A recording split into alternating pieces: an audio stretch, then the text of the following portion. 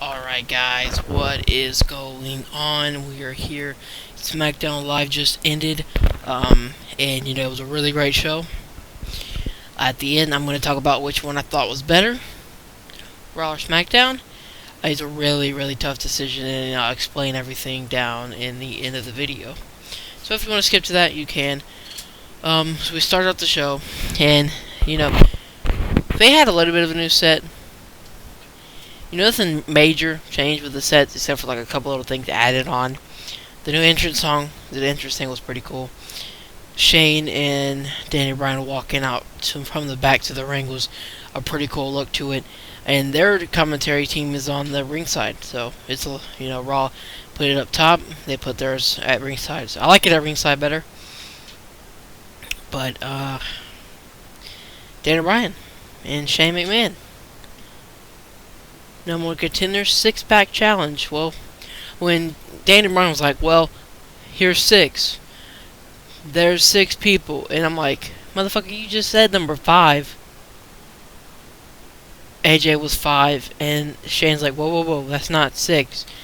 And then they're like, well, we're going to have a battle royal to get number 6. I'm like, okay, you had to save yourself there. Because as that was probably planned, but just the way it sounded, I was like, what the fuck? And then they said that, I was like, okay, yeah, okay, it was good. They're good. And then the Battle Royal was actually pretty good. I thought it would come down to Alberto Del Rio or Kane, or I thought Apollo Crews maybe had a chance. Zack Ryder maybe had a chance, but those were, and Eric Rowan was thrown in there, so I thought maybe he had a chance. When it came down to Zack Ryder, Kane, Apollo Crews, it was pretty interesting. Zack Ryder missed that top rope elbow drop. Looked like he got hurt a little bit. I don't know what happened. Slipped on top of the ropes. It was a common botch, whatever, so it's not really too bad. But when Kane just threw his ass over the top rope, like he just fucking launched him, and Apollo Crews comes in there about to get chokeslam, flips out of it. That was pretty awesome, and he takes Kane over the top rope, and Apollo Crews wins. I didn't think that was going to happen. It was pretty much of an upset to me. I thought it was going to be Kane or Alberto Del Rio. So, it was alright. Our next matchup was Becky Lynch and Natalya. But before that, I think that was before that, or after that, Shelton Benjamin is coming back. Let's go.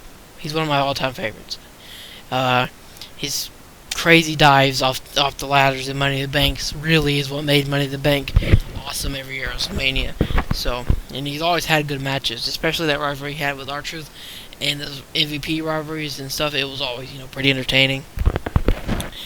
And Kate, a funny story. I don't know if it's funny. I think it's pretty cool, honestly. I don't know if it's true or not, but I was like 10 or 9 getting my tonsils taken out. Right, yeah. Pretty common surgery, but I went to Children's Hospital, I think it was, and I had, I was like 9 or 10. I had one of them WWE caps on with all the wrestlers at the top, and the lady's like, why you got an R-Truth thing on? I'm like, he just wanted them out there. And she's like, well, my cousin's Shelton Benjamin. So to this day, I really don't know if that was true or not, but I think it was pretty cool. I don't know. I just had to throw that in there. But I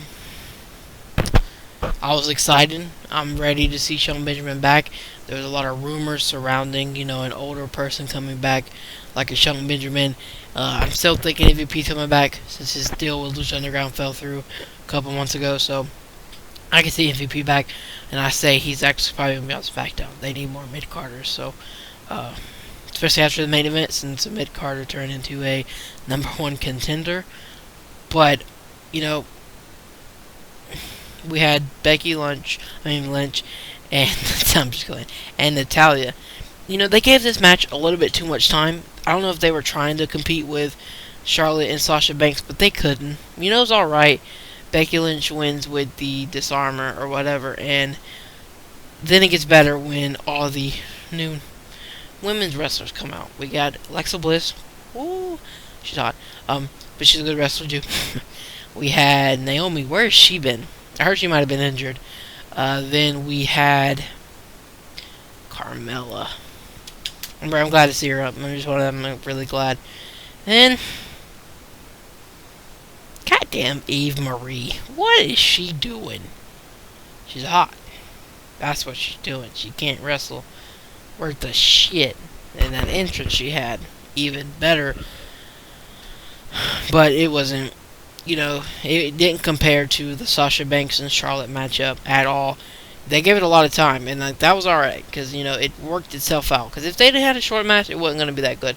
But it turned into a good match since they gave it, some time to really turn into an okay and, solid matchup. So, cool part there, I guess. We really had a lot of talking this episode. We had Miz come out with Miz TV, and he said, okay, Legend Killer, the most must-see champion. And I'm like, you said Legend Killer, then he said must-see champion. What the fuck? Who's your guess? And then he says himself, well, here comes Randy Orton. Let's go. He had his wrestling gear on. I'm like, oh, please RKO him. Please have a match. And it turns out they're going to have a match. But when the dude said, you're good on the mic, and you're good at playing with yourself, I busted out laughing. That was pretty fucking hilarious. And they have a match. Okay, when Miz threw him over the top rope on the outside and he hit his shoulder, I thought he was injured, like, for real. He landed on that shoulder hard, and then Miz just kept beating the shit out of him, throwing him into the barricade and stuff. I'm like, wow, is he really injured right now? What is going on? And then they go back in the ring. Randy Orton's in the ring first. Here comes Miz, sliding onto the bottom rope. Right when Miz gets to, like, one knee up, fucking RKO out of nowhere. I love that. I'm so glad he's back, dude. I love RKOs out of nowhere. Then he got weights, like a minute or so, just kind of staring him down, thinking what he's going to do. Gets back up, hits him with his ass with another RKO. Let's go. I'm so happy Randy Orton's back. And they threw out a thing, Viperville. A lot of people didn't like that on Twitter. I honestly liked it. I love Randy Orton and Bray Wyatt and John Cena. My three, well, and you throw in Zack Ryder. They're my four favorite in WWE. And they're all on SmackDown. Shit. I really do like that. So, big edge for SmackDown, for which is better for me, but that'll be the end. So then we have Heath Slater. Well, no, he was not. Heath Slater was just one random dude. He was out in the ring, and here comes Heath Slater, and knocks him out, takes him out of the ring, and starts talking. And I truly, honestly believe that we could have took Heath Slater seriously in this. Honestly, I really, truly thought so. When he says he was the brains behind Nexus and the core, not true, but he was a key member, holding the tag team championships a couple times for both teams, with Justin Gabriel in 3MB. And I was like, okay, this dude really sounds serious. It sounds like he might be able to be taken serious for once. He's out here having a good time on the mic. It sounded great. And here comes fucking Rhino out of nowhere with a gore. Let's go. Another returning superstar to SmackDown. So Shelton Benjamin and Rhino, they didn't draft. I thought their draft was a little bit weak with the mid-carders. They're building a solid foundation with that, honestly, with Rhino and Shelton Benjamin and Paul, because all them guys. It's going to be, it's going to be okay to watch, I'd say. Not going to be too bad at all. So our main event comes up next. This was great. I really liked it. It was good.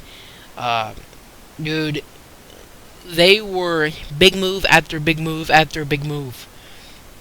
When AJ and Bray were beating up, I think it was Apollo Crews, AJ turns around to go into the ropes, and Bray comes up and just fucking hits him with a clothesline. I'm like, Jesus, break his fucking neck off. Let's go. And, dude, Baron Corbin, I think he's okay. I didn't really like his gimmick and personality, but he's always pretty good in the ring. He hit that, he was about to hit the end of days, and Apollo Crews flips out of it, hits that awesome powerbomb. Then here comes John Cena, FU number 2. Well, attitude adjustment now. I'm sorry, I always been trying to say FU no matter what. Attitude adjustment to Apollo Crews. Then to, I believe it was Bray Wyatt. And then he was about to hit it to Baron Corbin, and he finally does, and they knock out the referee. So the referee's down. He could have had the match won. Then here comes, I believe it was, maybe, I don't know. Apollo Crews could have had the match won. There's a lot of people could have had the match won at this point. And then here comes AJ out of nowhere hits the phenomenal forearm. Then here comes Dolph Ziggler out of nowhere, super kick city, and fucking wins the matchup. Now I was shocked that he won the matchup. I honestly was like, I want it to be Bray Wyatt or Cena. Like I was like, okay, if it's Dolph Ziggler, I thought it'd be pretty cool, but I didn't really think of him winning this. And then it was like Apollo Crews, I doubt it. Baron Corbin, maybe in a couple, 6 or 7 months, maybe down the line there. Or, maybe, of course, the names like John Cena and all them, they have no problem, and I think AJ Styles could get in their match easily at SummerSlam. But when Dolph Ziggler won, I was shocked. I honestly was. I did not think the dude could do it. We've seen this come out of him before, and, it was pretty good. I was excited. I'm excited for SummerSlam. SummerSlam is going to be good. Randy Orton, Brock, Raw versus SmackDown right there. Then we've got Finn Balor and Seth Rollins, and now we've got Dolph Ziggler and Dean Ambrose. Now, what I think they did with this matchup is, I think these two are going to have some of the best chemistry in the ring. It's not even going to be funny, so it was a smart decision to put these two guys together. When you think about it, I think it's going to be a pretty damn good show. Now, here's the tough decision. Before I get into mine, comment down below, SmackDown or Raw, which one do you think is better? Here's my thing. SmackDown did have a lot of talking in it tonight, but it was all entertaining. That 6-pack challenge and that Battle Royale were what saved it for me. If Randy Orton had been in the show, SmackDown would have been shit. Now, Raw had some of the greatest matches. Finn Balor, Roman Reigns, and the Fatal 4-Ways were insane. And the Divas match was pretty damn good. But the surprises is what got me here for this. If they wouldn't announce Shelton Benjamin come back, I'd have been like, no really big surprises. And Rhino comes out, hits the gore. It felt good to me. There was a lot of surprises, and it was very entertaining. That's why I'm going to say SmackDown. Don't get me wrong. Raw was super, super good. And I could make a case for Raw being better than SmackDown by how much matches and how good the matches were. But that 6-pack challenge really, really was good, and it was pretty good. So I'm happy with Raw and SmackDown these past 2 nights. This is the happiest I've been to watch Raw and SmackDown in like a year or so. So I'm pretty excited to see what happens going forward for SmackDown, who's facing Dolph Ziggler for the Miz for the IC Championship. So that's gonna do it here for me. Let me know what you thought of my review and the show down in the comments below. Like, subscribe, and comment. I am out. Thank you so much for watching. Yeah.